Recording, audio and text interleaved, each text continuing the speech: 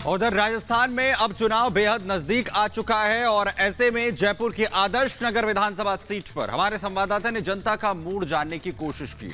देखिए हमारी इस खास रिपोर्ट में कि आखिर जयपुर की आदर्श नगर सीट में जनता के दिल में क्या है।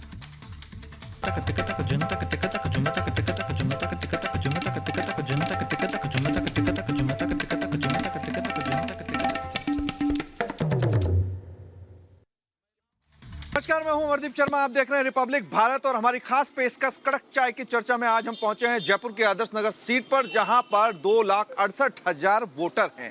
मुस्लिम वोटर की बात करें तो 1.25 लाख से ज्यादा वोटर यहां पे हैं।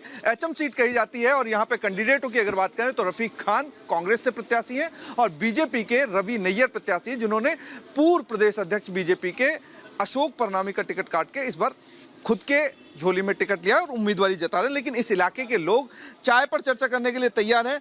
तो दोस्त, कड़क चाय पर चर्चा शुरू करते हैं। चाय सबको दे दो और चाय की शुरुआत करते हैं एक चुस्की के साथ में। तो ये चाय गर्मा गर्म है और गर्मा गर्म जो मुद्दे हैं इस इलाके के क्या रहने वाले हैं। बाबूजी, आपसे शुरुआत करता हूँ। तो ये बताइए कि इस इलाके के मुद्दे क्या रहने वाले हैं। इस इलाके के मुद्दे कच्ची बस्ती की समस्याएं हैं यहाँ पे। हाँ, रोड की समस्याएं हैं यहाँ पे।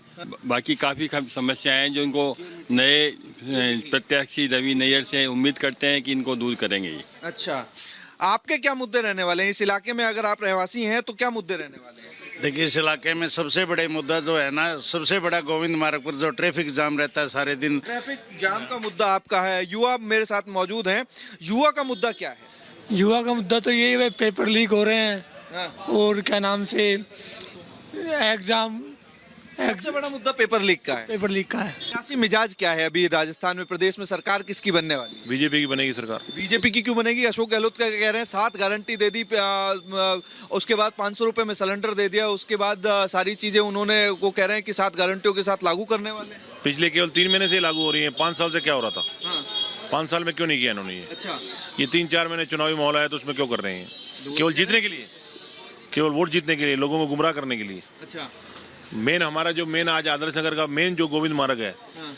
ये आज कितने साल से 5 साल से रफीक खान जी यहाँ विधायक हैं।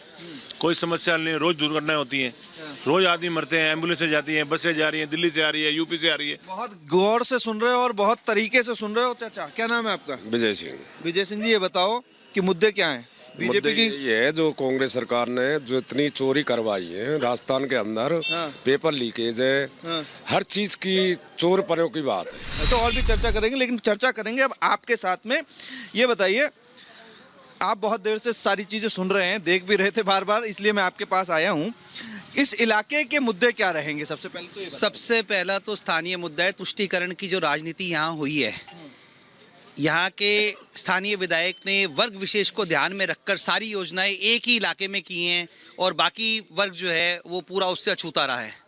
और बात का दुख है या आप आरोप लगा रहे हैं? बहुत बड़ा दुख है। और आप किसी भी गली में चले जाइए, रोड का मुहूर्त करके पट्टी लग गई है, रोड नहीं बनी है। मैं कहना नहीं चाहूँगा, लेकिन यहाँ के स्थानीय लोग अब उनको पट्टी विधायक के नाम से कहने लग गए हैं। ये स्थानीय मुद्दा बहुत बड़ा है। तुष्टीकरण का आपने नाम लिया। तुष्टीकरण तो मतलब कि एक बताता हूँ, तुष्टीकरण का भी बताता हूँ। हमारे यहाँ पर एक ही वर्ग के 2-4 बंदे आपस में लड़ते हैं, बचाने के लिए दूसरा बंदा स्थानीय दूसरे वर्ग का आता है और आत्मरक्षा में उससे जो है वो सरिया दूसरे के ऊपर लग जाता है और उसके बाद वहाँ पर रोड जाम कर दी जाती है। आप रोड रेज की घटना के बारे में बात कर रहे हैं जो बहुत ज्यादा चर्चित, जिसपे 50 लाख रुपए का दोनों विधायकों ने ब्लैकमेल किया और जिस तरीके से सरकार को पंगु बना दिया कि आप जब तक 50 लाख रुपए का यहाँ पर चेक नहीं दोगे तब तक जो है यहाँ पर नहीं खुलेगा। और उसके बाद जिस तरीके से व्यापारी, जैसे हमारे व्यापारी वर्ग में कटला और आसपास में जिस तरीके से वहाँ पर उन्होंने उन्माद फैलाने की कोशिश की, लोगों के अंदर भय व्याप्त है। रफीक खान तो कहते हैं कि हमने तो विकास करा है, मुझे तो विकास के नाम से जाना जाता है। बिल्कुल विकास करा है। जितनी निगम की पट्टियां यहाँ लगी होंगी, मेरे ख्याल पूरे हिंदुस्तान में किसी निगम क्षेत्र में नहीं लगी होंगी, लेकिन पट्टियों के आगे और पीछे देखिए आपको विकास सामने खड्डे दिखाई दे जाए। किस तरीके से देखते हैं इस इलाके में और बीजेपी और कांग्रेस में किसकी सत्ता राजस्थान में बनने वाली है, ये बताइए। बीजेपी की बनेगी सर इस बार तो। बीजेपी की क्यों बनेगी? अशोक गहलोत जब कह रहे हैं कि 7 गारंटी उन्होंने दे दी, कर्जा माफी कर दी और कर्जा माफी के साथ साथ में उन्होंने ये कह दिया कि भाई सिलेंडर जो है 500 रुपए में दे रहे हैं और 7 गारंटी हम दे करके सरकार बनाएंगे। सब जनता ही नहीं, सब समझदार हो गई। अब पहले वाली जनता नहीं रही है। सबको पता है कि रेवड़ियाँ बांटी जा रही है, लास्ट में लालच दिया जा रहा है। कहीं नहीं, बाकी कुछ लेना देना नहीं है इनमें। और कितनी गारंटी आएगी सक्सेसफुल होगी ये चुनाव कह रहे हैं कि जादू चलेगा, सियासी जादू चलेगा। हाँ तो वो तो जादू करे तो जादू ही चलाएंगे और क्या चलाएंगे। जादू ही चलाया अभी तक और क्या उन्होंने। और यहाँ पे सोनिया गांधी, राहुल गांधी, प्रियंका गांधी और तमाम कांग्रेसी नेता, खड़गे वगैरह सब यहाँ पे आला कमान जो है डेरा डाले हुए हैं। सरकार रिपीटेशन की बात चल रही है कि सरकार किसी भी तरीके से इस बार बन जाएगी तो रिवाज जो है वो बदल जाएगा। तो रिवाज बदलने वाली स्थिति है कि नहीं है? कुछ भी नहीं है, डेरे तो डालेंगे ही अपनी पार्टी के लिए। क्यों नहीं डालेंगे डेरे? डेरे तो डालेंगे, उनको खतरा मंडरा रहा है कि नहीं खतरा है तो डेरे डालेंगे क्यों नहीं डालेंगे डेरे? डेरा डालेंगे। और स्थिति ये है। बाबूजी आपका क्या नाम है? मुरारी अग्रवाल है मेरा नाम। मुरारी अग्रवाल। मुरारी अग्रवाल जी, आप ये बताइए कि राजस्थान में सियासी समीकरण क्या है, सियासी स्थिति क्या है राजस्थान? अपन पहले बात करते हैं क्षेत्र की, आदर्श नगर विधानसभा क्षेत्र की। जिस क्षेत्र में आप बैठे हैं उस क्षेत्र की बात करें। देखो विकास तो ये हो रहा है, सब नालियाँ, सड़क टूटी हुई नजर आ रही है आपको, आपके कैमरे से पता लग जाएगा। ये तो है विकास। और रवि नेहरू जी की जाके बात है, पिछले 40 साल से समाज की सेवा करते हैं निस्वार्थ भाव से।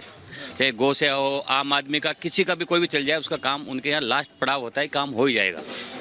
और जहाँ तक रफीक खान मैदान में है ना, अभी मैदान में है, चुनावी मैदान में, इसलिए तो बात कर रहा हूँ मैं तो नहीं हूँ मैदान में, वो है ना, इसलिए बात कर रहा हूँ। और जहाँ तक रफीक खान जी की बात है, वो सिर्फ एक समुदाय विशेष के साथ ही चलते हैं। अच्छा।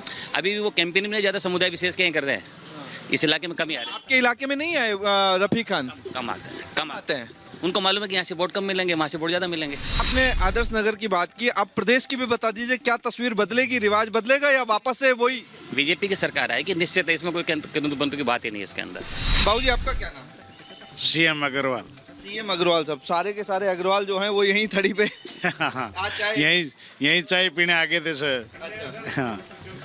तो मैच की एक पारी के बाद में चाय पीने यहीं आ गए? हाँ, मैच देख रहे थे यहाँ बैठे तो फिर उसके बाद हाफ टाइम में यहीं चाय पीने के लिए आ गए। तो अग्रवाल साहब ये बताइए कि स्थिति क्या है, समीकरण क्या है? समीकरण क्या है? बीजेपी की करीब 140 से 150 सीटें राजस्थान में आ रही है। ये 7 शर्तें जो रखी है इन्होंने, गहलोत साहब ने, ये सब ढपोकड़े, सब कुछ नहीं है, सब जनता जानती है कि कुछ नहीं है, खाली चुनाव के लालच है। जयपुर की जो सड़कें अभी बनी है, 5 साल तक जयपुर के मंत्री, यहीं मंत्री भी थे, विधायक भी बहुत हैं, लेकिन 5 साल तक कोई भी सड़क जयपुर में नहीं बनी। MI रोड जैसा, अशोक मार्ग जैसा ऐसे खड्डे थे कि चलते चलते घर जाते हैं तो 1-1 घंटे में घर पहुंचते थे। आज अभी जयपुर की 1 महीने में सारी सड़कें जयपुर की अभी बनी है। 5 साल में जयपुर की राजधानी होकर के राजस्थान की क्या किया इन्होंने विकास मिला के? आप कह रहे हैं कि सरकार ने 5 साल काम नहीं किया, महज सरकार के आखिरी दिनों में अपनी चमकाने के लिए चीजें लिपापोती करी है। वो भी ये 1 महीने के अंदर अंदर सारी टूट जाएंगी, ये भी देख लेना। और हो सकता है ठेकेदारों को पैसा भी नहीं मिले। हाँ, आने वाली सरकार रोती रहेगी कि इनके बेचारों के बिल अटक जाएंगे और ये रोते रहेंगे जिन्होंने सड़कें बनाई है। क्या स्थिति है राजस्थान में, प्रदेश में क्या स्थिति है? गहलोत सरकार ने 4.5 साल कोई काम नहीं किया, कोई भी काम नहीं किया। अभी इलेक्शन आए ना, जब 7 रेवड़ियां बांट दी। मतलब ये तो मानोगे ना कि 5 महीने में उन्होंने काम किया है, 5 महीने में उन्होंने बताया? काम नहीं किया है, जनता को रेवड़ियां बांटी है। वोट 500 रुपए में सिलेंडर दे दिया उन्होंने बिजली का बिल माफ कर दिया, उन्होंने बिजली के रेट जो है वो काम कर दिए। उन्होंने कहा कि 7 गारंटी देकर 2 रुपए किलो में गोबर तक खरीदे। कहीं नहीं हुआ, कहीं विकास नहीं हुआ, सब झूठ है, सब रेवड़ी, इलेक्शन की रेवड़ी है सारी इलेक्शन की रेवड़ी। अशोक गहलोत 7 गारंटी के दम पर चुनाव लड़ रहे हैं। नरेंद्र मोदी भी कह रहे हैं कि गारंटी पूरे होने की गारंटी है। 2 गारंटियों का इलेक्शन जो है राजस्थान में चल रहा है। आपको मोदी की तो गारंटी लोगों में एक बार क्वेश्चन कर लूं उनसे, तो इलेक्शन में 2 गारंटियां जो चल रही हैं, दोनों गारंटियों के बीच में आप किसकी गारंटी पर भरोसा ज्यादा करें? नरेंद्र मोदी की। मोदी की गारंटी पर क्यों? जो आप पूरा हिंदुस्तान देख रहे हैं, जो वो कहते हैं वो कर भी देते हैं। अच्छा, जो कहते हैं वो कर देते हैं। बिल्कुल। तो उम्मीद इस बार क्या है कि वो, मतलब 24 में इलेक्शन है ना उनका, तो उनका इलेक्शन तो 24 में, 2024 में, अभी तो विधानसभा का इलेक्शन है। तो इसमें बीजेपी गवर्नमेंट आ रही है राजस्थान में इस बार, पूरा भरोसा? बिल्कुल। क्यों आ रही है? जनता चाहती है बीजेपी को लाना। बीजेपी को लाना जनता चाहती है। और जनता के मुद्दे क्या हैं, बीजेपी से उम्मीदें क्या हैं? वो गवर्नमेंट बनने के बाद जनता पेश करेगी और जनता गवर्नमेंट उसको पूरा करेगी। जो राम को लाए हैं हम उनको लाएंगे, मोदी जी राम को लाए, मोदी जी को लाएंगे। श्री राम। तो यहाँ पे चुनावी चर्चा जो है, कड़क चाय पे चर्चा हम कर रहे थे और अंतिम चाय वाले से पूछेंगे कि भैया उनका सोचना क्या है। बाबूजी क्या नाम है? लक्ष्मी नारायण जी, ये बताइए, चाय बहुत लोगों को पिलाते होंगे, अब ये बता दीजिए कि चुनावी माहौल क्या है यहाँ? बहुत बढ़िया है वैसे। अच्छा, किसकी हवा चल रही है? हवा तो यहाँ बीजेपी की है, बीजेपी की चल रही है, कांग्रेस की नहीं चल रही। कांग्रेस की इतनी नहीं है। अशोक गहलोत कह रहे हैं काम बहुत करा दिया। काम कराया लेकिन शिकायतें बहुत है उसकी। काम बहुत कराया, देखिए बहुत बड़ी चीज कह रहे हैं कि काम तो कराया लेकिन शिकायतें बहुत है। तो काफी है। जब चिड़िया चुग गई खेत तो फिर अब क्या होगा, क्योंकि लास्ट मोमेंट पे जो सवाल जनता कर रही है कि अशोक गहलोत जी जब इतने सारे स्कीम चला रहे हैं तो अंतिम दौर में आकर के चलाने से क्या फायदा है। तो आदर्श नगर की सीट का हाल हमने बताया, आप देखते रहिए रिपब्लिक भारत।